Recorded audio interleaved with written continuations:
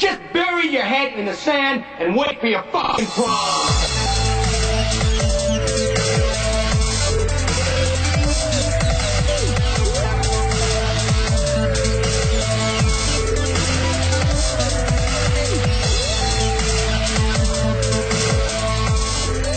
Welcome to the Theory Series, everybody. I am your host, Gamertag Herfnar, and I am here today with quite a few people. We actually got a pretty good show together. That we do. Yeah, we're back with the Pharaoh. Everybody say what's up to the Pharaoh. How's it going, everybody? We got Genesis, and we've got Michael Duncan from Can't Hit the Girl. What's up? Yeah, he's spotting in on this one. We're having a lazy day today. I think we're just going to combine all the podcasts into one. That's cool. Just do it like that. But, yeah, I have a special guest we're bringing in today. I got my buddy Genesis. Go ahead and say what's up, man. What's going on, everybody? I just simply got picked up on the side of the road. No, Pretty much. This guy just saw me with my sign, with my mask on. He just thought I was interesting. He just wanted to pick me up and, just to see what I had to say to the people anyway. Yeah, see, I was driving him to work, and then I just seen this guy standing on the side of the road. Right. And he's holding a sign. It's just talking about the government and this and that, and open up your eyes and open up your mind. I did like a little 180 in the road, pulled up, read the sign, threw him some devil horns, and then I was all like, you know what, fuck that. I'm gonna go back and talk to the dude. So I drove back, I parked, I pulled to the side of the road, I talked to him for a couple minutes, and I listened to what he had to say, and I was like, how'd you like to be on the podcast? I need some more like-minded people talking on the show. And he was like, fuck yeah, let's do it. That's very interesting. Yeah. So how you been, Pharaoh? How's things been going with you? It's been pretty good. I know it's been a while since I've been up here, but those two videos that you saw me got me really intrigued this morning. Very intrigued this morning. Interesting shit, right? Yeah, and I don't want to get into it too heavy, but in the second... No. We're going to get heavy on that at some point. Like, it's some pretty crazy stuff, man. That shit that I had you watch. But before I touch base on that, I did want to ask you, I kind of put the Pharaoh up to a challenge here. I put him up to kind of a spiritual challenge, and you said you were thinking about taking it up on me up on that offer. Yeah.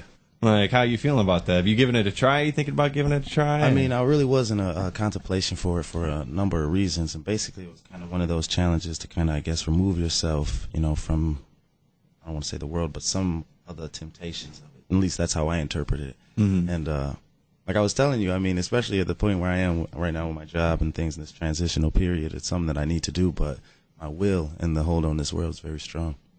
So yeah, the only thing that sucks is we got a 4-mic setup going today, and we got 2 of them are dynamics. So anybody recording people out there know that having 2 condensers and 2 dynamics is kind of complicated. So we got to remember, guys, Mike and Ferry, you guys got to talk close to the mics.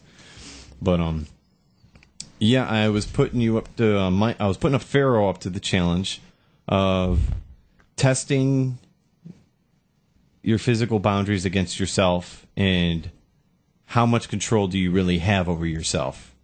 And that's something that I've gone through a lot of trial and error to realize that when it boils down to the physical things in the world, I've realized that I have very little control over my own actions. Right. My body dictates far more of what I should do and what I'm supposed to do than my mind or dictates a nice choice of words. Yeah, dictates. Yeah, right. Yeah, pervy little philanderer. No, that's true. Yeah, no, it is, man. I'll tell you right now. Like trying to do.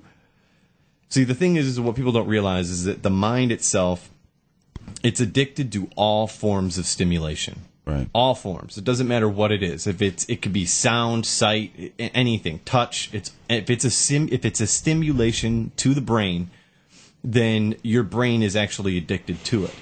So, and if you're addicted to everything that your brain that's a stimulant to your brain, right, then at what level do you have control over the addiction, or to what level does the addiction have control over you? And now, if you're addicted to everything, and like varying degrees, like, okay, like for instance, like, let's see, how many people here have a heroin addict or a crack addict friend? I hate to say it, but I've got quite a few. Yeah, I've got quite a few friends. Now, how do they look when they're talking to you? I mean, at least from my perspective, I could tell from without a doubt that these guys really have no control over themselves. Right. But There's but also, but how about their mannerisms when they talk to you?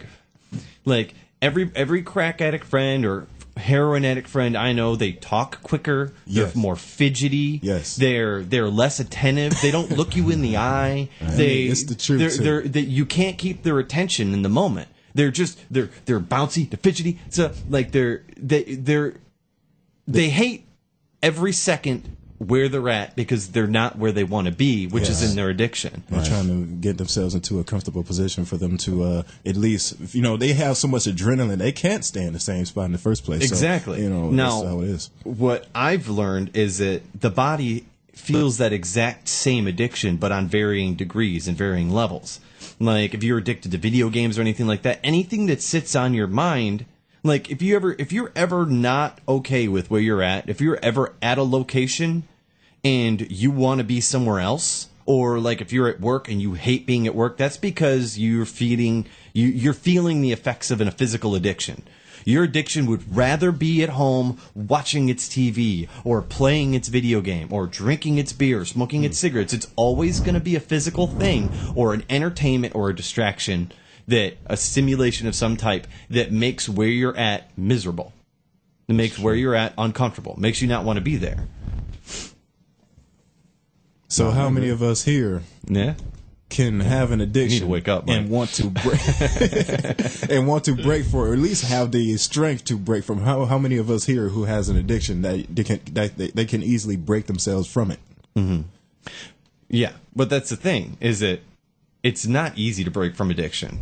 And the thing is that addiction isn't just like, we're taught that addiction is a singular thing. Like, you're a heroin addict. You're an alcoholic. You're a crack addict. You're a nicotine addict. It's nothing more than an excuse for them to just... The truth is that it's a lie. Yeah. I apologize. I swear to God I turned my phone off. It is off. I don't know why it was making sounds. But that's a lie. The whole concept that there's singular addictions is a lie. Addiction is a mindset and a mentality. If you are an addict, you are addicted to everything. If you're an addict, you have an addict personality. You are just flat out addicted to stimulation.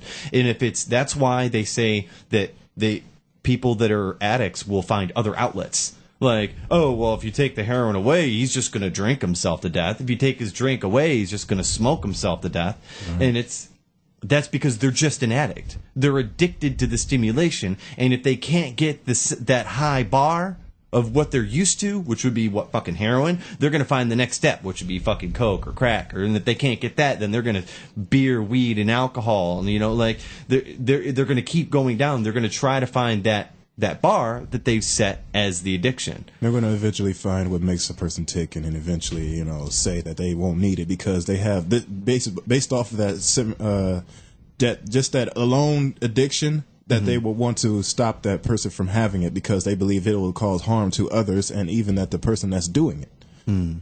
I mean, the way that I feel about it is basically once you propose the challenge, I knew it was going to be difficult. You know what I mean? Just when you said it, when I kind of. Because we went back and forth to touch base if we were saying the same thing or interpreting the same thing. Yeah. And it's just like you said, people are just addicted to stimulation. You know what I mean? And whatever conduit they use may vary, but they just want to be in that high, whether it's physical or mental. Just to clarify, so people listening know what I'm talking about, the challenge that I gave Pharaoh was to basically, kind of give yourself just 1 month out of your life and then just separate yourself to the degree you can, as much outside stimulation as you possibly can, and only deal with yourself.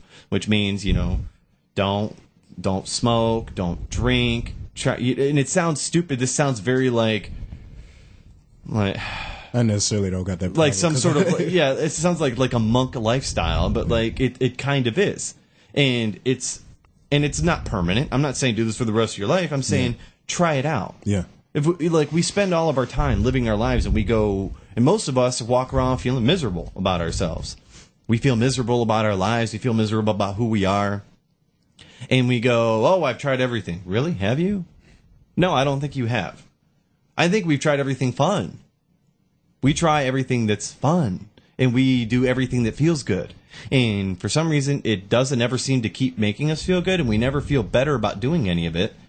So maybe there's a different route. Maybe there's some kind of validity in trying to take away all this that we overload ourselves with: video games, movie, music. We are constantly distracted. We never know what's going on in our own head. And then when we are faced with our own head, it literally feels like we're going crazy, so we have to cover it up with like smoking or drinking or something else.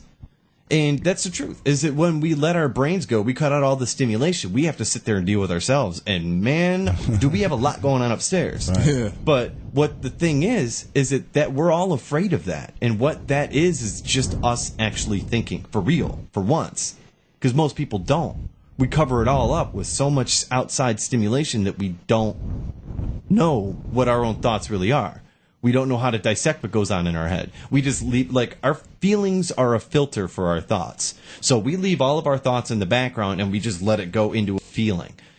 And we just filter it into a feeling. And we just constantly feel bad. And we don't know why. Because we've never dissected our thoughts. You know, such as the reason why I was protesting out there. And I do it just about every day. Every single day.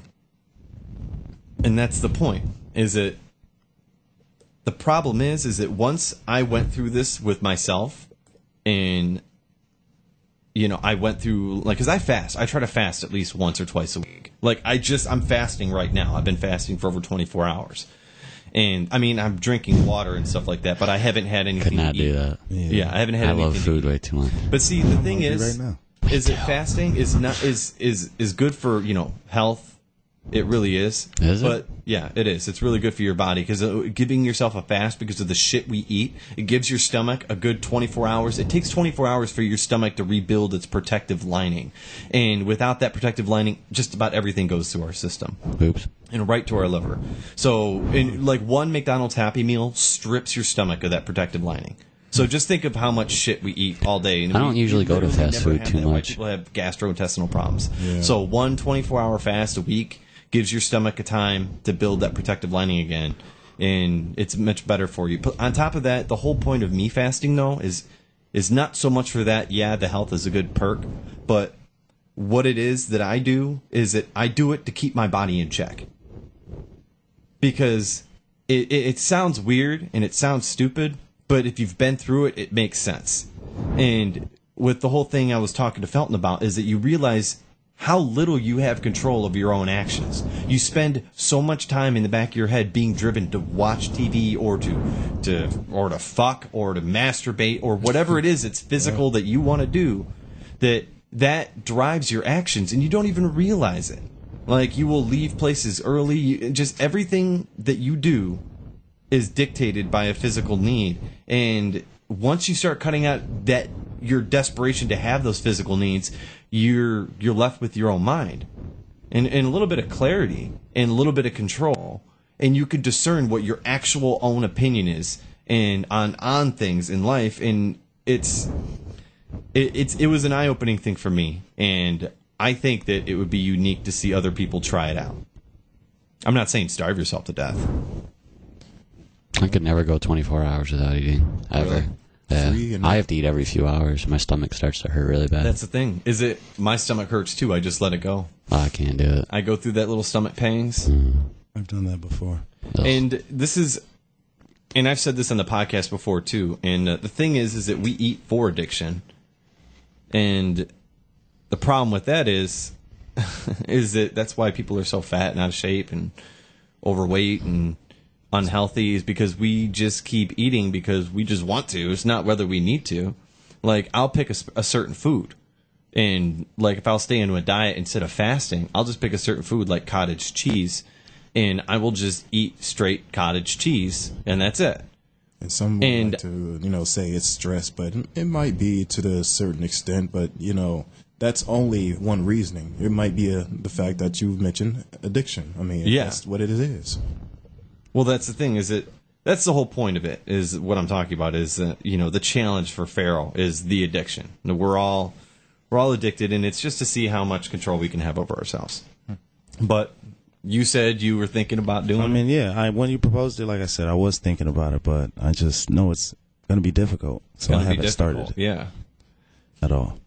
It's a challenge. I think you should take me up on it. I think you should try it.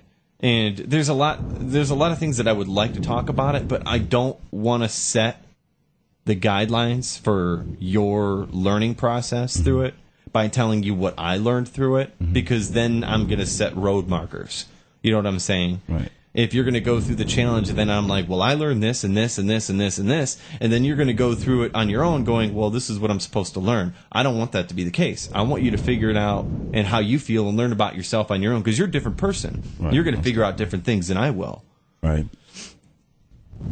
So I don't want to say too much about it. No, I mean, I went through some things, so, I mean, I see what you're going. Now that I know what your proposed outlook or what you thought that was going to accomplish by it, I think that I've experienced some things like you were talking about as far as removing yourself from such worldly addictions that do make you kind of evaluate what you find important and things like that. It's even in the Bible. There's even a verse that's talking about something along the lines of, why do I do what I don't want to do, and why do I not do what I want to do? And it's all because of the battle between the body and the flesh. Right. Like, when I was... I'm sorry. On the podcast, I have... Look, I swear to God, it's off. A little red marker. I don't know why my phone's making sounds. Wow. I'm just going to turn it off. There, my phone's off now. If it rings again, I'm leaving. Yeah. 3 times the charm. That's it. I'm offended by your phone ring. No, I mean, if it's off and it starts ringing, something's It's wrong. a jingling, and I only like jingles. You know what I'm saying? Yeah, I do. I think the NSA is tracking you, bro. Yeah, right.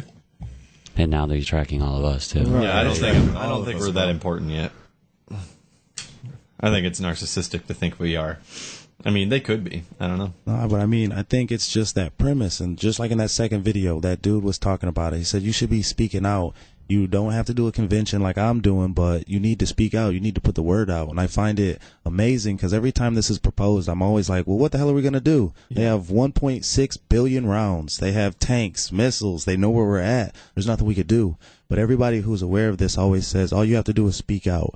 And the fact that you saw somebody who was on their own, out the street, speaking out, and you caught them to come speak out, I think it just shows that, I guess, I mean, if more people were like that, because personally, I'm not the one to do it. Yeah. You know what I mean? I'll speak amongst my peers, but to go out and just publicly reach out and extend. It's a powerful thing. He said that I had more love for my country than I do my life. And when you ask yourself that question, so you're talking about the video. Yeah. That I was. Yeah. The I mean, that was video. Okay. powerful. Well, just so everybody who's listening knows, the video he's referring to is the Phil Schneider video. And yeah, look very that up. interesting video. Look that up. You should watch it. There's 2 videos that I suggest you watch. The one where the the Minister of Defense, the Canadian Minister of Defense, spoke out to the Canadian population, admitting that the existence of aliens, and admitting the existence of aliens on Earth, right, and their interactions with the governments, right, and that they are real, that they exist, and they're here. And this is the Minister of Defense for Canada. This sounds familiar to that Anunnaki alien race from the ancient times, I believe. Sumerian thing. Maybe thinking that, yeah, it could be something like that. There's a lot of different variations of alien races, ancient times, ancient aliens, and stuff like that. There's a whole show dedicated to it. Like, Good show. Yeah, I haven't had a chance to watch it yet. love I just it. keep hearing about it. But I think it's on Netflix. Yeah. I think. I don't have Netflix, though. I thought you did. No, I don't have it. I'm about to get rid of my Xbox and everything. It's a $50 investment every year, and I'm getting to the point to where, fuck that. Like today, like if I wouldn't have spent $50 on an Xbox investment, I could have got a new mic. You know what I'm saying? Yeah. It's like, how much do I really need that fucking Xbox? Like, I don't know. Not really. It's a fun distraction, but that's all it is. You know. But I could never give up my TV. That's what I'm saying. Ever. giving up my TV. In Could fact, never do it. I can only find a use for TV for my computer only, and I can find some type of way to hook up at least the TV to the computer by VGA or HDMI. Yeah, you can do that. Yeah. That's what we usually do. My friend gets movies and he puts them on the computer, watches them on TV. Yeah. Mm-hmm. Well, the back to the videos. The second video that I was talking about is because the Canadian Minister of Defense just recently said this. he just recently came out within the past couple months and announced this to the Canadian population. Aliens exist, and he talks about them. He pretty much says he's open for full disclosure and all the information that he has available to him, and except for certain things that he's going to, he feels that the American population or the Canadian population isn't ready to hear yet. But he said other than that, he's like 95% full disclosure. One of the things he talks about one of the aliens that we communicate with, which is one of the I guess the slang names that we would use for him is the tall whites. Yeah. And interesting, there's a guy named Phil Schneider that was around 17 years ago. Right. And he was talking about these aliens used as a slang name, the tall whites. And he worked for the American government. And the guy's a very interesting guy. He just opens up about all this information about how their communication with them, how they used to work together, and how they actually first came into contact with them, how there was actually a human and alien war that went on discreetly and for a short period of time, and a lot of the tall whites came over to actually help us. And he was talking about all these other aliens. He had a photograph of one of the aliens or something like that. It's a crazy thing. 17 years ago, the guy was found strangled into his apartment, like 2 weeks after he did the convention. Really? He's dead?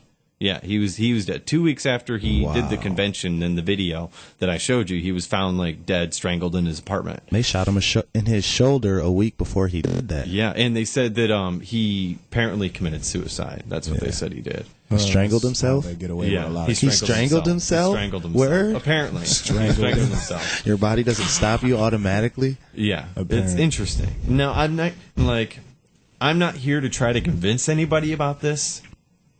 I'm just going to say that this is very interesting. It's just for really people creepy. There's a study about it. Yeah, this is to get you to hear it and to make your own decision and to put your own opinion together. This is just how I see it. It's very interesting. It's very... We just want you to think. Pretty correlative, in my opinion. I mean, the thing is, as far as believing it is concerned, it goes like this. If he was a liar, he would be extremely charismatic. To lie well, you have to be able to sell whatever you're delivering. This man was so uncomfortable that he only really spoke with real vigor when he was recalling something that happened to him or speaking. That's interesting because I noticed that. You know what I'm saying? Like when he was recalling that scene with that tall white, like that was creepy. And when he was just saying like the American government is lying to us, personality. And you're right. When he was recalling a situation, that's when he was showing a little bit more. Yeah. He was like, maybe there was emotion to this guy. Other than that, he was very stoic. Just a matter of fact, these are the facts, and it seems very fit for the character type, because for understanding people's mentality, this is I don't know why I'm wanting to dive into this topic, but it's a lot more complicated than I felt like getting into now that I'm realizing it. But there are different mentality types. Right. Those people that feel things and those people that can just do it, perform, and like the Jeffrey Dahmer type, or where there's no emotion attached to their actions. Right. They will just perform. Right. And there is a scene in Silence of the Lambs that they were talking about where he was killed as doctor or something like that. Right. And his heart rate never went up over 65. It was just like doing laundry to him. Just killing the guy. He was hooked up to a heart monitor, and his heart never went up and down. Through the act of killing this guy the whole time, it was like nothing. He felt nothing. And that's somebody that the government wants on their side. Those are the people that they hire, those people that there's no emotions to blur their focus. There's no emotions to blur their actions. They're completely focused and in the moment all the way through to the end. And they're not going to get angry or frustrated, or their thoughts aren't going to get jumbled because of it. Those are the people the government want. And that's the guy very much so presented himself that way. Right, yeah. And he's just like, this is who I am, blah, blah, blah, blah, blah. And he even said that, too, when he was talking about it. That's why they called him to do it in the first place. That when he was hired into the government, that's one of the reasons they wanted him, is because of his ability to feel and be detached from his emotions or something along those lines. I can't remember how he worded it, but he said that that's one of the reasons he was chosen. Right. And he was talking about that. And that makes perfect sense. Yeah. And he just went on to say a lot of stuff that, I mean, it really made me think. And the whole, I guess, knowledge that he said that the government had that they weren't telling him. He was a geologist and an engineer, and basically his job was to help them make underground bases. And he was talking about how many were in the country, how many were internationally, and in the process of making one of these bases, they came across some tall whites, and they were extremely hostile. And the way that he just goes over his interaction with one. Well, here's the thing, though, is that when the situation he was talking about, he said that he, if I remember correctly, he didn't really declare them as hostile to begin with. He's right. He said that they were digging down to build a base, and they hit a really hard surface. It took them a long time to get through. Right. And when they got through, they were in an area that was already an area. And then when they went into that was already a structure. Right. And when they got into this area, that's when they seen tall whites. They didn't know he didn't know what they were. Right. And he didn't know if they were dangerous. Right. So he went protocol. He opened fire. He said he shot one, killed one. Another one hit him with something that he doesn't know what it was, but it burnt off his fingers and his part of his foot, and his whole chest was all singed and burnt. And he said another soldier dragged him out of there, and that guy ended up dying. And it's a crazy, crazy story. And the guy's got he's missing like 2 fingers on his left hand. They look melted. Yeah. It was crazy looking, man. Dude, that video freaked me out. I'm not gonna lie. Yeah, that video freaked me out a little bit too. And it's kind of scary if you think about it, because it puts a lot of things into perspective with society. Like, if this is the case, like, we sit around and we wonder, why the fuck would the government do all this shit? Why the fuck would they do that? What's the agenda behind what they're doing? It doesn't make any sense. They're not benefiting. Well, how are they benefiting? Right. Well, if this is the case, if there is some kind of extraterrestrial manipulation going on inside of the government, right, then that means that we're dealing with circumstances and agendas that we don't understand. Yeah, and that's what both videos had 2 parallels that I just realized now. Joe brought up the parallels with the tall whites, but the parallel that I also see is the agenda. The Canadian defense. What was he? Canadian General Defense or something? The Minister of Defense. Minister of Defense, excuse me. Yeah. This dude was talking about a cabal, which basically listed the Bilderbergs, the Trilateral Commission, and a couple other organizations that he said were working with these groups in he said some kind of unified government that would be focused primarily at this point now at the Western Hemisphere of the country or world. This guy, the Phil Schneider, was talking about the agenda being something in the same nature, but with an interesting twist, and that's why I was kind of, I don't know, like I said, creeped out, because I mean, everybody can't be talking about the same thing. What was the interesting twist? I mean, just how or did he not say? Well, no, he pretty much went over it pretty clearly, as far as how he said that they were going to expire most of our resources, more than half our population, and remember that? Which is really interesting, because I've heard that same leak, right, from several different sources. Exactly. That's what's so creepy about it. But they weren't attached to the alien thing. Exactly. They were just saying that there were several leaks where there's been government leaks where people talked about the government. Right. Their agenda is to kill a certain percent of the population, right, for whatever reason. Take all our resources. Resources. They're going to kill. From what I've heard, it was 70%. Yeah, something up like 70%. Right. And so you've heard the same thing as well. Right.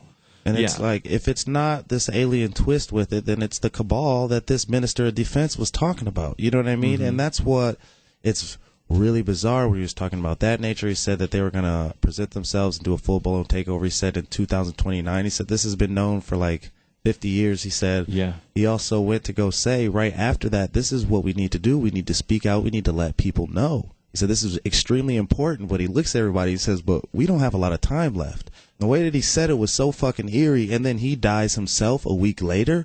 Wait, who? The Minister of Defense is dead? No, the Phil Schneider. Phil Schneider guy. Yeah, Phil Yeah. Schneider. Right after that, he goes, "We need to start speaking out." And just how he found this individual speaking out, you know, he says, "We don't have a lot of time left."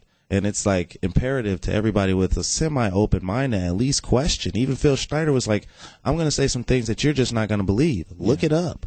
See, the thing is the Minister of that's Defense worrying said me that. about things right now is that I'm trying to figure out what is going on.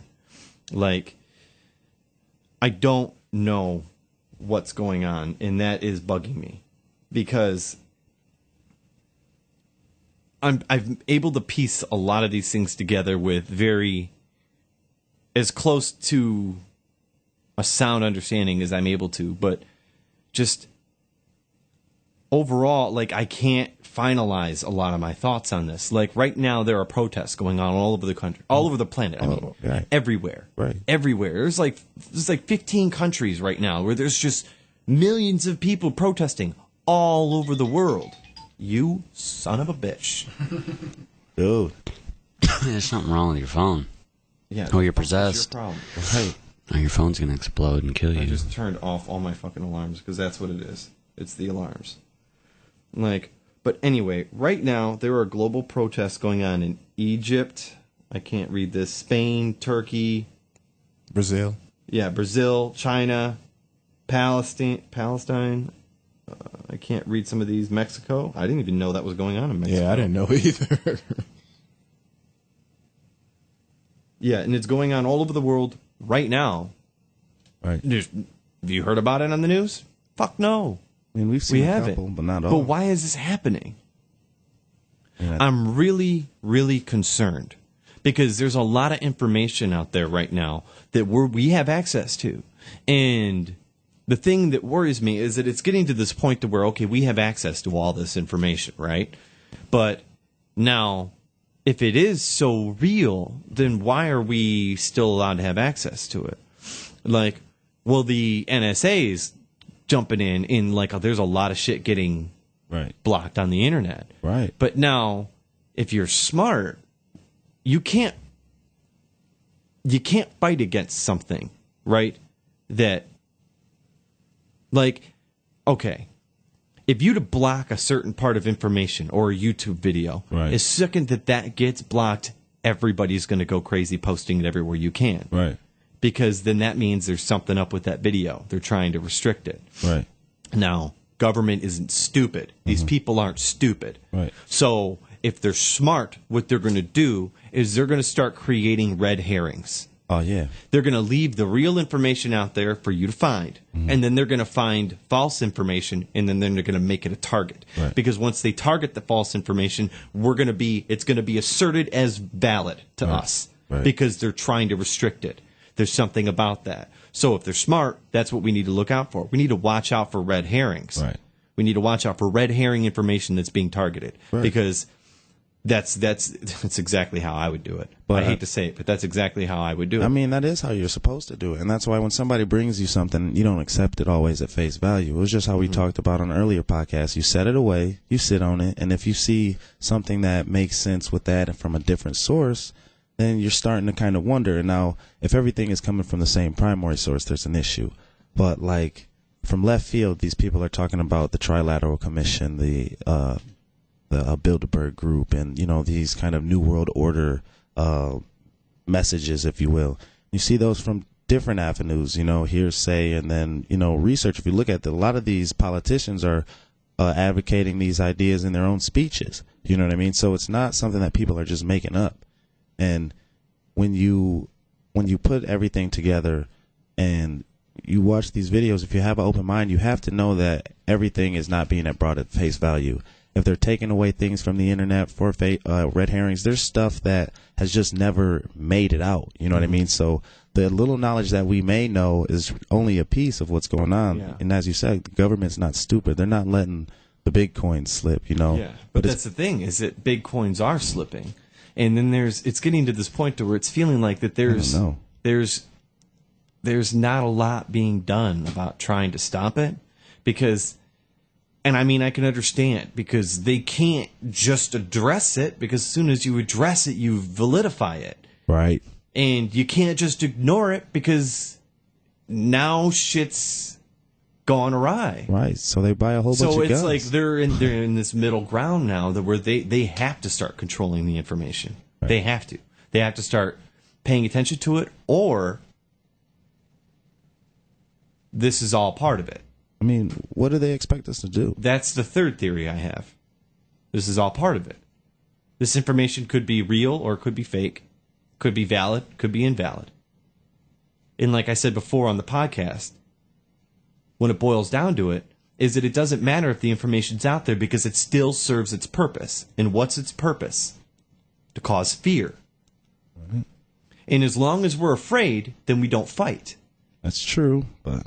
And we don't stand up. And if we're too afraid to do anything, then we're just going to sit here with our thumbs and twiddle them and then just feel sorry. Like I'm always saying, be informed, not afraid. So they're letting this information out, and it's causing a lot of fear. So it still serves their agenda, even if we know the truth. Even if we know the truth, and we can't politify it. We know the truth, but we can't do anything about it. It still causes fear in us, so it still serves a purpose. Now, all these countries are going crazy, protesting all over the fucking planet right now. Now, it just seems like some weird government manipulative game to where, like, I just feel like that there's this game going on where the governments are just competing for who's got the best control over their population. And it's the American government. They're sitting back. They're Bilderberg Group. Oh, we got the American population run this way. We got this country run this way. Well, we've been instigating uprisings for the past 15 years, and everybody's ready. Start spreading out the information through the NSA. Get everybody to start rebelling. Oh, look at that. America. Oh, all this fluoride's working. All these GMOs are working. Nobody's protesting there. All these other countries, your countries, you don't have them under control. So look at this. Now we're going to have another meeting after all these protests are done and be like, check it out. See, we went through this little trial phase. We tested everybody out. All these countries protested. You guys aren't working that well. See, our system's working well. It's working good. We're going to start integrating this style, and we're going to keep it going this way because they've got everybody's where they need to be. It feels like this little fucking test phase. I don't know if it's true or not, but that's how it feels to me. Right. It just feels like that they're just running trials on us to see which system's working the best to keeping everybody under the thumb. Right. Which is just as scary as anything else. I mean, yeah, because, I mean, their plans are to keep us docile, for real. You know, they don't want us to question authority. But I still always ask, I mean, what are we supposed to do? I mean, what are we supposed to do? I wish I knew. You know and I don't know how much of what I'm saying is true either. And that's the thing, is it like I don't know what's true. Right. Like, and that's where all this information becomes convoluted. I don't know, maybe there is aliens. Maybe they do exist. Maybe this is true shit. It seems pretty valid. It has there's a lot of history to it. Right. We've been talking about it for 70 years. It seems about right, you know? Right. Seems it's to be about displayed in movies and whatnot too. Right? Like all this information started right on 70 years ago, which was just about the right timelines that they're talking about. It just... aliens have been a big topic since then, and I don't know. It just seems to fit. It seems to make sense. It seems pretty valid. I can't verify shit, but I could theorize, and then I look at how things are running in the government, and I go, okay, well, is this how it's going? Is this what it is? Or is it just a big fucking test trial game phase or what? Right. Or is shit really going to get fucking worse? You know what? Maybe the human population is just... maybe the Sumerians were right. Maybe the Sumerians were an alien race that put us here as a genetic thing, as some experiment to test us out. I don't know if you know anything about the Sumerians, Genesis. Have you ever heard anything about the Sumerians? Sounds familiar, but I just haven't looked it up. I may want to look it up later on. Talked about it before on the podcast. It's very interesting information. It's all about the source of people, humankind, where they came from. And the Sumerians were basically, it fits in a lot with the Bible context about, you know, but the Earthlings were actually created by the Sumerians, which was an alien race, to be able to live on this planet. We were spread with monkeys, so we would have the immune system that they had, which is why we could fit here, but yet we're so different, you know. But it goes into a lot more than that, but I'm going to keep it summarized as best as I can. It's an interesting theory, but like if that's the case, then maybe the Sumerians are right. Maybe the Sumerians really did put us here, and we went through a lot of phases with them, and they gave up on us at one point. We were a failed experiment, or they got what they wanted out of the experiment, and they just left us here. And now that we've become more interesting again since we've expanded at some point, and now we're creating societies and technology, and maybe they're back. I don't know. Maybe they never left. Who knows? According to that guy, he says there's 7 different alien races that are all interested and concerned with us. According to Phil Schneider, if I remember correctly, I think he said 7, right? I thought he said 9, and he said that only 2 were benevolent. He said 7 were interested. 7 only saw humans as bags of food. He said that they mixed something in our adrenal glands and nutrients. You were talking about how they used our adrenal glands it's like a drug to them. Yeah, he said cocaine. It's like cocaine. You know what I mean? Yeah. So it's just like it's crazy. And I was which scares me. Like think about it. If this is the case, think about Hitler. Millions of people just rounded up and disappeared. Well, supposedly burnt or killed or whatever. Right. Sounds like a fucking harvest. Right. There's no way we can go back and verify that those bodies were actually just burnt for no fucking reason. Just rounded up millions and millions, hundreds of millions of people just to round them up and burn them. Sounds like a fucking harvest.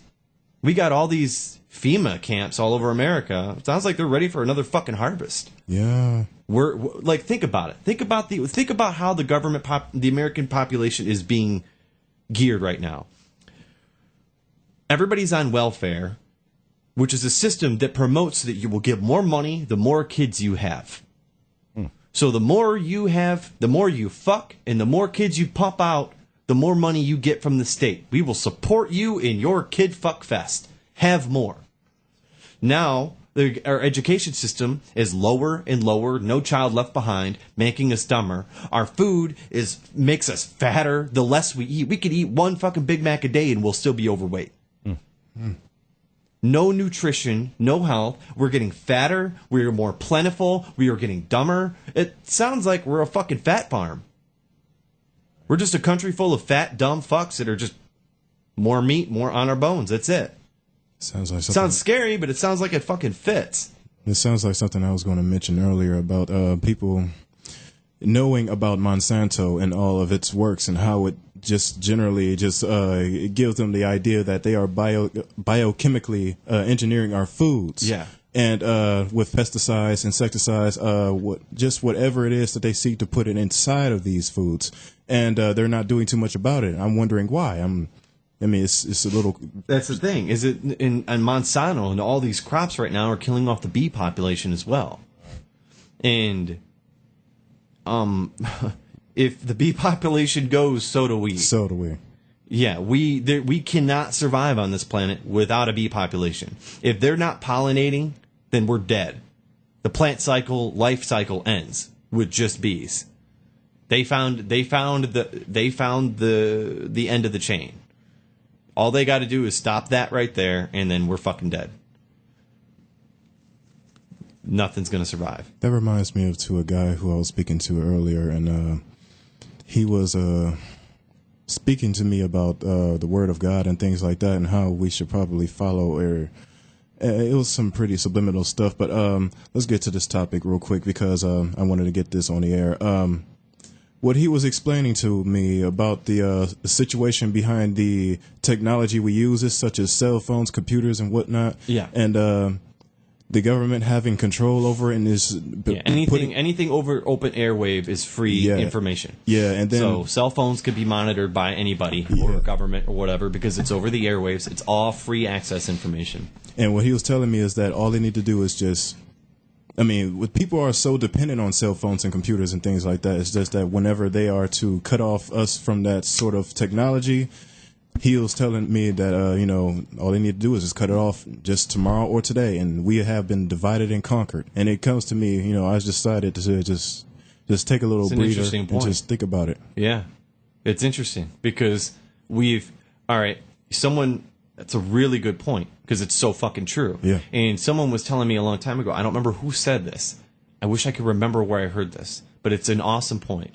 Technology has the amazing ability to bring those farther closer and to bring those closer farther. So what they're doing with what you're able to do with technology is you're able to set a boundary of connectivity between everybody. You're able to bring people farther away, closer to you, but it also puts people closer to you at a certain distance. It brings everybody closer and farther away. It sets the boundary. Everybody is only so close and so far at all times. And now that we've lost the ability to dictate our own connectivity to the people around us, once that connectivity is gone, technology is shut off, bam, we lose all forms of connectivity or unification. The only way we know how to connect and to unify is through the source of technology. We don't know how to unite with our voices. We don't know how to unite or connect the people together. We don't trust each other. We don't trust each other. We don't care about each other. We don't feel for each other. Stand next to someone you've never met before. There's no fucking nothing. You don't give a shit about that person. You shut off all your technology. You got someone next to you. It's like, who the fuck is this guy? He's like, hey, we all need to unite. It's like, who made you fucking boss? Right. Nobody gives a fuck. We're all so self-absorbed. We're so full of ourselves that nowadays that there could not be a leader. We would crumble and fall because everybody's too narcissistic and so self-absorbed that if somebody stood up, we'd be like, well, I should be the one talking because I'm important. We're all fucking important. Exactly. We're a bunch of self-absorbed assholes is all we are. And we don't realize it.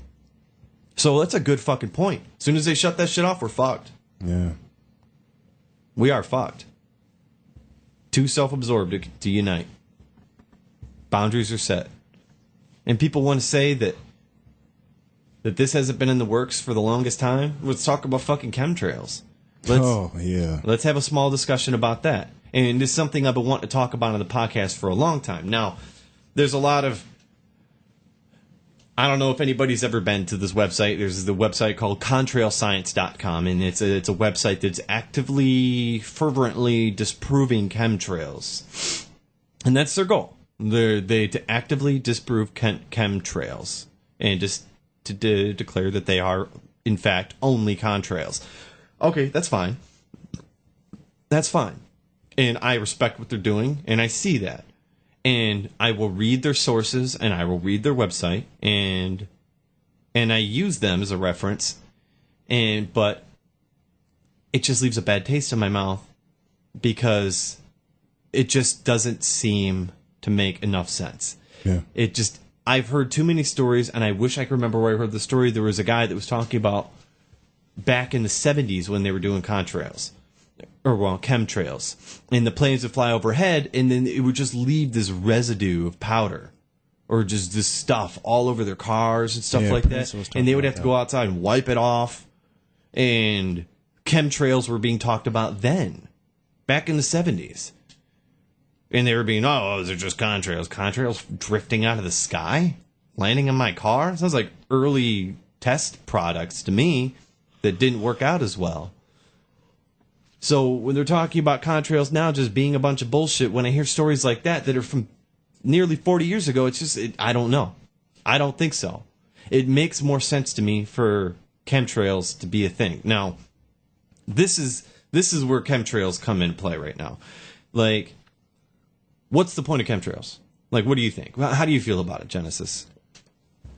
To keep it simple, I'm just going to be agreeing with the statement that someone has, or who I've been talking to over the internet, who happens to have an intel knowledge for what's been going on, and I've been talking to them for the past a year or so.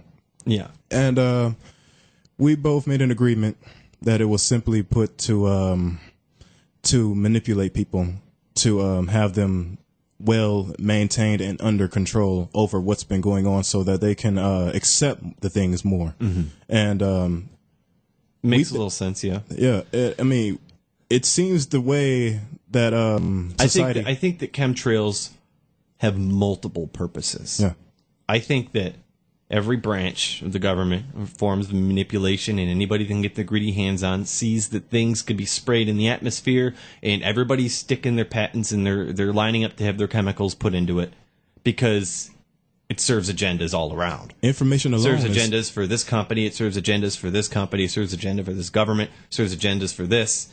Now, one of the things that they are spraying that has been found is aluminum. Now, that's the one thing that I want to focus on is the aluminum, because there's a lot of chemicals being dropped in the chemtrails, but aluminum is the number one thing, because there was a documentary made called "What in the World Are They Spraying?" And there's a lot of controversy about it. That Chemtrail Science website went through and they kind of dissected the video, talking about how it was completely inaccurate and their samples were bad and things like that. Well, but there were some key elements in the video that they still didn't address. And granted, I didn't buy everything that they did in the video. I thought some of the jokeristic interviews in the end were just to propagate their opinion, where they were trying to interview all these politicians and none of them had nothing to say. Of course they don't have any fucking thing to say, and I thought that part was pointless as well. But I just looked at it as documentary filler. That's how I looked at it. But them spraying aluminum, all right, that's awesome. Why? Okay, well, aluminum gets soaked up into the soil. Now, contrailscience.com was trying to say that there's always aluminum in the soil. Okay, granted, there is aluminum in the soil. There is. There's always been aluminum in the soil. In parts of the soil, here and there. Everywhere? In such a high rate? All over the planet now? All over the country?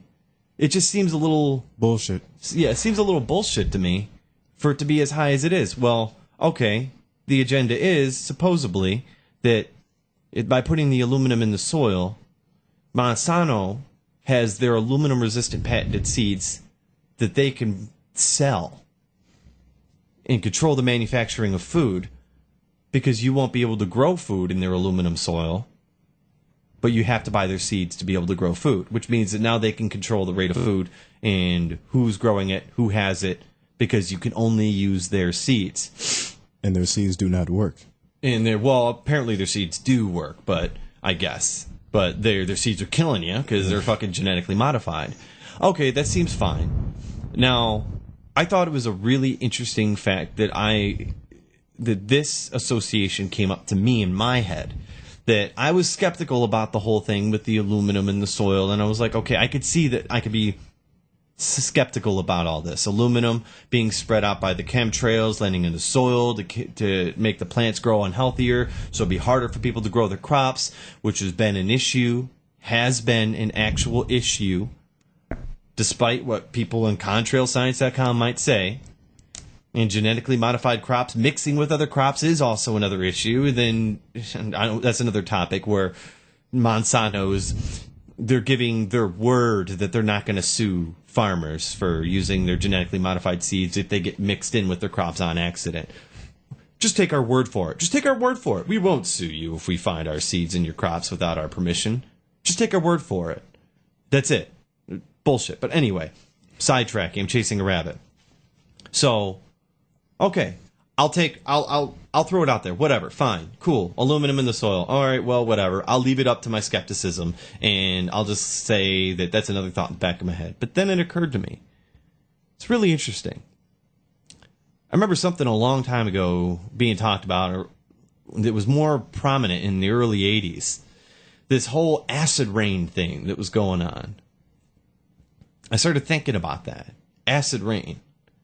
And I don't know why I was thinking about that a lot. I was just thinking about it a lot. And and I've talked to you about this on the podcast before, about the connectivity and the awakening that's going on with people. We are sharing, I'm very positive that the people in our country, or the people that are awakening, are sharing our information with each other without realizing it. Because things will just come to me. Thoughts will just happen. And it'll associate things. A quick question. Yeah. Do you think that the chemtrails at all have any relevance to do with acid rain? No. I don't think it has to do with acid rain. I think that acid rain associates with why they're using chemtrails. Right. I don't think it's the cause or anything like that. Right. Now, acid rain comes from what? Do you guys know what acid rain comes from? It was the pH in the water. pH in the water, and it's the reason we have acid rain is because the rain that would be alkaline type rain or closer to alkaline or balanced rainwater from natural sources has gotten more acidic. And the reason it's gotten more acidic is because of the burning of fossil fuels like oil and gas and coal. Now, for some odd reason, our country and our world is hell-bent on using fossil fuels, raping other countries to get these fossil fuels, to pump them out, to fill us on our cars, to use them for everything. Right. And while everybody's sitting around going, for the past 20, 30 years, like, why are we still using these? Why? Why aren't we moving on? But our government's waging wars to go get these fossil fuels, to fucking pump them out. Why? Because fossil fuels create acid rain. When they're used in a massive scale, it causes acid rain. Acid rain changes the pH balance of the soil from alkaline to acidic. All over the world. Interesting fun fact is that aluminum is primarily absorbable in acidic environments.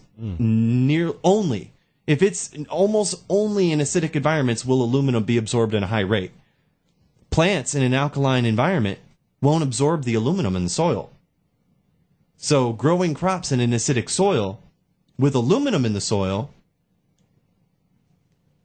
it's just really interesting. It's very interesting. How it just all seems to fucking fit together like that. Exactly, and that's basically what it's about, is once you see something that makes sense from one point of view and connecting it with something else, you know, that's how it all works. I think that's what the point of the show is, for real. Mm-hmm.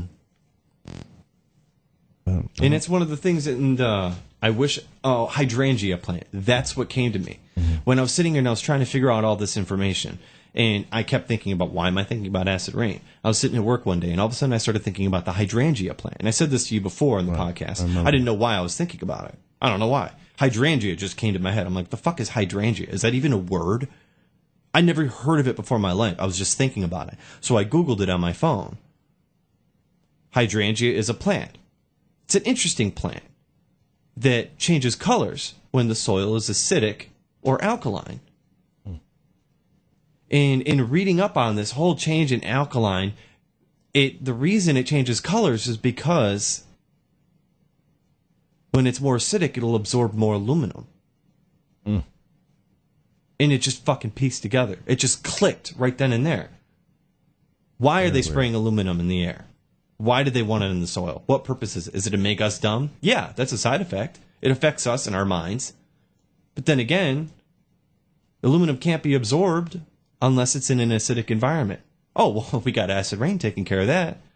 Why are we waging wars for fossil fuels? Fuck yeah, there we go. That makes sense now. I don't know if this is all true, but it just seems to be a fucking high correlation. Yeah. Right. I mean, it collides together. It collides together pretty fucking tight. And if that's the case, this has been... Acid rain's been going on since the 70s and 80s. So is chemtrails. Shit, this shit's been going on for a long time. This is a plan that's been in the works for a while. All right. Whether it's to control our crops or whether there is aliens that are and I hate the fact that I even say that with such skepticism. Aliens. Like, I don't fucking know. Are you really skeptic about it? I have to be. I can't validify anything. That's true. I haven't seen an alien. I haven't seen Monsanto going around taking out farmers or doing any mischievous shit. I just have to look at the world and see it from the perspective that I can see it from. And then, you know, you can you can formulate your own opinion about it as well. I mean, you could just by taking the things in that you see, and you can try to inform others about it, but you can't force the information to. Well, that's the point of all this, is that I want people to be informed. Right. I want them to think about this. I want them to think about this information, whether I'm right or wrong. Right. I want it out there. I want people to hear it. I want people to know and make their own opinion. They deserve to. Do their legwork. I've done as much as I can. I work a full-time job, and I do podcasts on the weekends to try to help propagate this information, I guess. And I'm limited. I can only do so much. I fucking third-grade education. I'm not a smart guy. I'm as smart as I can be, and I try. I'm at least thinking, and that's all that matters. And I want other people to think as well. How do you feel about this, Mike? Something playing in the headphones. I think there's music going. Yeah, there's music playing. Oh, there is? Yeah. Oh, that's, I know what that is. Sorry about that. Is it off? Nope. It's not off. Nope. There's something going on with your electronics in this house. Yeah, man. There we go. Is it off now? Yeah, now it's Yeah, off. No, man. it's off. Sorry about that. Yeah, now it's off. Yeah. That's the podcast close. I just didn't have it on mute right there. I don't know, Genesis. It's nice having you in the podcast. Is there anything that you wanted to talk about that you wanted to address, like specifically? I tell you, the information that you spewed to me was pretty interesting. I mean, this is some stuff that I'm really going to take under study and look up, and I can hopefully relate relate a message to everyone else to get for them to at least study it as well as me. Mm-hmm. We deserve to study it, but they're trying to keep the information from us for a reason. I mean, I don't know why, but I mean, it's been talked about for over like 50, maybe more than that. But the thing that's scaring me now is that like a lot of our education is just coming from Facebook, internet, YouTube. And it's a great source of information, but it worries me at the same time. What schools teach you these days is how to be unconstitutional and stupid. Mm-hmm.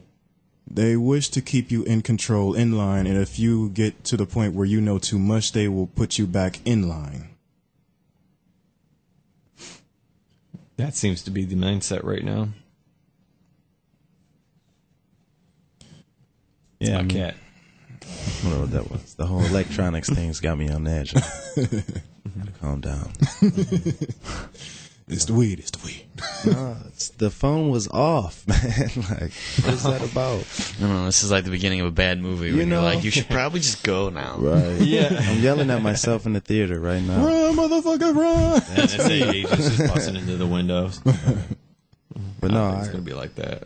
I think that anybody who's got the internet should look up that Phil Schneider video, that Minister of Defense. Like, seriously. And there is also a 4-part documentary that I've seen on YouTube about the tall whites. I haven't had a chance to look at it. I'm going to tackle that if I can. It's hard, man. There's so much information that I'm trying to absorb, take in right now. It's a fucking challenge. It really is. And half of the information that I absorb, I end up not even talking about because I just dismiss so much of the stuff that's out there. And it's like most of the truths that I find, I usually find within me. Oh, that's the which is why I'm challenging you, Felton, to do that. That's the because I'm telling you right now, is that once there is something in everything that we do. All of our distractions keep us from being connected, keep us from being a part of this awakening. This food, TV, entertainment, distractions, the fluoride in our water, and all these things prevent us, keep us dumb and docile and disconnected from all these things. And if we can gain control of ourselves, then they can't control us, and then we are part of the awakening. Once we stop being controlled, we are part of what is going on, the awakening. And that's where I get this information from. What our government fears is an awake nation. And not only an awake nation, I don't know why I said that, but it's an awake world. An awake world that feels that they have a say-so in the matter of what's been going on anyway. I mean, it's been going on for centuries anyway. But people have been, it's just subliminal, but people have been trying to get this information out there for the past, forever. And they can't get to this information because there are those who are trying to stop them and will do everything and whatever it is means possible, putting fluoride in your water to help, contain or at least maintain your memory process so that you won't be able to remember everything that you take in. And that is very, very accurate because I'll tell you right now, I spent my whole life convinced that I had a bad memory. And in this past just 4 or 5, 6 months that I've cut fluoride out of my water, I've just found out how I really don't have a bad memory. You don't? I don't. I remember people's names. I for the first time in my life, someone got amazed at me the other day about my memory. I was at a bar, and I was just having a drink, and I was talking to this guy at the bar. And there's girls talking to me, blah, blah, blah, said her name, and someone else came up, we introduced, said her name. We were hanging out for a while, coming back. Didn't meet either of them, had a few drinks. They came back. I started talking to them again, and I was like, oh, yeah, what's up, Laura, blah, blah. What's up, dude? And he was all like, you remembered their names? And he was like, yeah. And I was like, that was a couple hours ago. And you just haven't talked to him since, and I'm like, yeah, I don't know. It's just easy. And then I just sat there, and I thought about that for a minute. I'm like, dude, I can never remember anybody's name. I used to forget people's names minutes after they told me. Seconds sometimes. Right. They could tell me their name, I could have a half a sentence and be like, fuck, what'd they just say their name was? And now it's just like, you say your name? Oh, yeah, of course I'd never remember that. It's easy. You're like, why wouldn't I remember now? It seems stupid that I would forget. You cut yourself off from the source of your memory loss, and you will be fine. I mean, you already...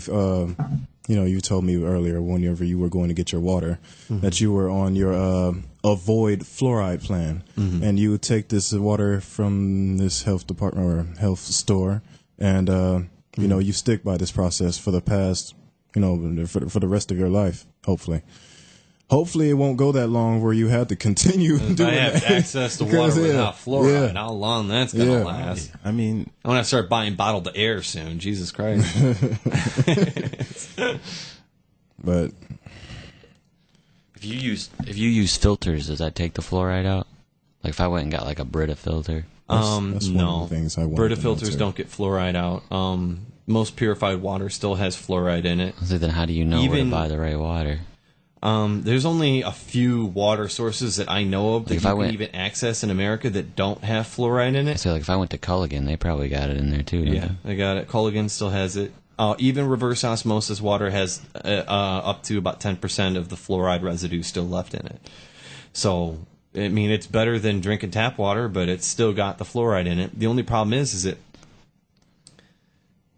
there's so limited sources of non-fluoridated water that literally there's only like 2 or 3 bottled waters in America that don't have fluoride in it. And it's like a certain couple of natural spring waters that you can get and one Fiji. Fiji, that's why I drink Fiji water. It's one of the best water sources out there, and I feel bad even talking about it in the podcast because I don't promote it, because I don't want to target that company, because I don't want them to fucking start throwing some some declaration government things on it. You have to have our fluoride standard to sell. Like, it's a fucking awesome water source. It's the healthiest water, properly pH balanced. It's got actual minerals in it, and it's non-fluoridated. It's one of the best sources. Unfortunately, one of the most expensive. But that's the thing that you got to think about it, is if you're filling up a country with a bunch of shitheads that you don't give a fuck about with fluoride and chemicals, what are you going to do? You're going to still have your way of accessing certain things to where you won't be non-fluoride. You're just going to put it out there as a water bottle that's so expensive that no one else can buy it. Who gives a shit? You're a banker, you're whatever. You have spending $10 on a bottle of water isn't shit for you, but it is for the general population. On top of the fact that the tax inflation and the value of the dollar has been going on for the past forever. Mm-hmm. And that's a whole different topic. Oh, right yeah. there. Yeah, that's a whole different hour-long discussion. Yeah. Yeah, let's not go that deep, but the only thing that sucks with fluoride is that almost everything that's a bread is made with water, tap water. So you got to watch out for pastries and breads and cupcakes, and you buy sheet cake at the store and shit, dude, you're fucked. It's got water in it. And that's the point. Like I think it's imperative for everybody to be aware. But at the end of the day, if we knew half of the truth that we are exposed to be real, what are we supposed to do? If we got together and picketed these places individually, we'd either be arrested or pushed away forever. I think the only way for this to work was everybody would have to be simultaneously aware, believe it, and then simultaneously just shut down societies. I think as a cell.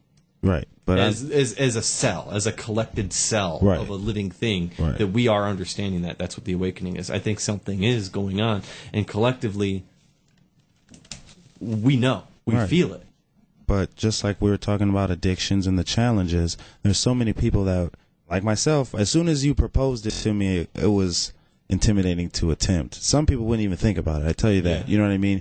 And it's easier said than done. I've went without, you know what I mean? So I've had times of self-isolation where I thought and found myself through inner thought, but I think... But see, the difference is it like, I've had people tell me that, like, oh, well, you know, oh, I used to never have cable and stuff like that all the time. And I'm like, but that's a difference. I mean the difference is not having access to all these distractions.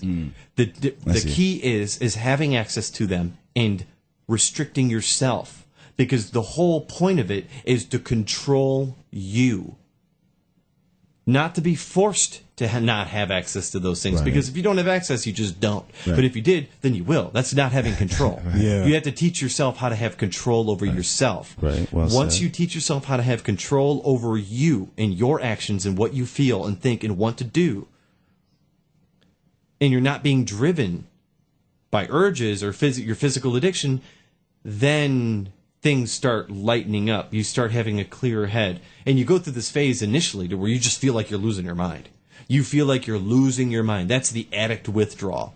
Literally, if I go back into my normal routine, it takes me like 3 days of just pure not listening to music, not watching TV, when I'm at home, not just staring at space and just letting myself relax and clearing my head, and your brain, your background just goes nuts. Thoughts. It's like a TV entertainment, just someone's switching channels on you, and it's just that calms down.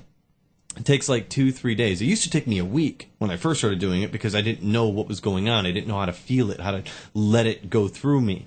You just got to let your brain clear and relax, and now I can do it a lot faster. Now I don't have to fast as long or restrict myself as long. It takes me a lot shorter period. Like, I can go like a 24-hour period and I'm back to normal now. And I can just be back to where I need to be calm and collected and coherent.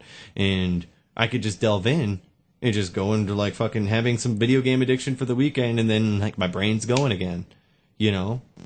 A man who has control over himself is more powerful. Is controlled by none. Yeah. That should be the quote. Yeah. Man who has control over himself is controlled by none. Yeah. Yeah, that's really difficult to do. Yeah, it is a difficult process. I think I could do it. It is a challenge. I'm throwing it out at you. I don't even think I could do it. I don't. I think you can. I mean, but I don't know. I think you can. I think it's going to be a small process. I think you'll do it bit by bit. I think you'll test it out. It'll knock it around in your brain. And I think you will. I couldn't do it. But see, just saying that you can't is just, you're already setting that boundary. You're an American. Come on now. I mean, we're an American, not an American. Come on. I have just too many habits already. I don't feel like changing them. I love TV. I love drinking. I love everything. Yeah, and there's nothing wrong with that thing, with any of those things. I mean, you have to. And my point is it not to get rid of them forever. Yeah. But it's just the learning process of, we've tried so many things in our life to make ourselves happy, to make ourselves better people. And most of us just aren't. And all I'm saying is that people say that they've tried everything, and I just don't think you have. There's so many things in life that we haven't tried, we haven't delved into, and there's so much more to it. But kind of relates to what you were asking me in the car. He was like, "What type of music do you like?" And I said I would say everything, but no. He was like, "That's cheap." I listen to everything. Yeah. I mean, it just depends on my mood. Depends on what's on the radio. Yeah. I mean, I can go to the opera, or I can go to a rap concert. Rock. I mean, as long as it like speaks to me, I'll listen to it. Right. That's how I feel. It's good listening to. But whenever you picked me up on Burn Street, the message I have also been trying to get across to the people is for them to wake up. Not only waking up, but going out there and taking a stand. Because if you do not, I mean, depending on an internet source or a website or any type of telecommunications unit using from, basically a cell phone or maybe, mainstream media broadcasters, you don't have to depend on any type of that, type of thing. All you need is someone who is local. Just gives you, you have the decision to not do it or not, but you can go out, you can make a sign, you can protest, you get yourself hurt, as well as everyone else who you're trying to get out to support the cause of freedom. I think liberty. any little bit helps as of right now. Everything helps. Because there's only so much we can do. I mean, and that's the thing. I think it's either all or nothing. You know what I mean? Because, like... But that's the thing, is that there's no way that that's just going to Exactly. happen. That's why I don't think it's possible. Like, if you go back in the day, when unions Well, let went me on ask you a strike, question. there was always scabs to If you fill want that to take job. down, if you've got, let's say, a big beast, Right. and you want to kill this thing, right? Huge beast, and you need to kill this motherfucker. Right. Now, you've got a MAC-10. Now, you're holding that MAC-10, and you're saying, well, I'm not going to shoot it unless I can shoot all my bullets at once. No, that's not what I'm saying at all. That's not But what that's I'm saying the all at or all. nothing. No. The It's just all or one nothing bullet at a is- time, man. if they're One an- person at a time. They're an One piece at a organization. time. They're an organization, a corporation run by employees. If all their employees quit at the same time, they're fucked because there's only 7 of them. Now, if first shift quits, second shift moves to first shift, third shift moves to second shift, and they hire more people. That's what, to me, getting a group of collective people out there to get the word out but not making a significant impact. The whole world would have to shut down. And that's the only way, I think, because they No, wouldn't I have agree. anything. Yeah, I They would agree. have Yeah. nothing. But if 2/3 of us does, like I said, that's exactly always what I've been scabs. saying There's for always years. going to be scabs, dude. There's 2 people that are So people what that it are too boils much. down to, we need to just dig up the foundation of this country and rebuild a nation. We need to. That's from the ground up. exactly what I've told this guy. I'm like, I mean, Because the way shit works, it just doesn't. It doesn't. it does not I mean, work. They got this down with sweet science by this time. You know what I mean? Like just talking about the intricacies in acid rain and aluminum to the point of them hiring all these weapons, being trained, and more. They know more about us as a species than we do. You know what I Yeah. mean? As far as why our brain ticks and what we're made out of, what we're weak to, they can hit us with sound and make us vomit right there. Like we don't have access to any of these things to combat them forcefully. Well, talking about the whole HARP thing. Yeah, weather. They're using weather. Well, it's not even that. It's also, brain frequency control. and vibration is everything. You can control anything with frequency and vibration. Nikola Tesla already figured out that thoughts are a frequency. There's a certain frequency which our thoughts ride on. And you can tap into that frequency. You can connect to that frequency. And influence an individual's mind. And exactly. Nikola Tesla figured that out. Weird. Everything's a frequency. Your thoughts, your emotions are a frequency. We actually only have 2 emotions. There's love and fear. Those are the only 2 emotions that exist, and they both are a frequency. Love is a much tighter frequency. You use much more of your being, your whole body. All your genetic markers, much more genetic markers are hit in your body when you're living in love. Which is why I say, be informed, not afraid. Because don't let this information make you feel afraid. You're supposed to just know it and go on with it. Yeah, and I don't think you should live in fear, but I mean, I think a logical analysis of the situation is, necessary. But if this information shouldn't change our lives and how we feel about ourselves and how we feel about other people. Most definitely That's what not. I'm saying. Most We definitely need not. to, live in... What's that? I'm still sick. Oh, okay.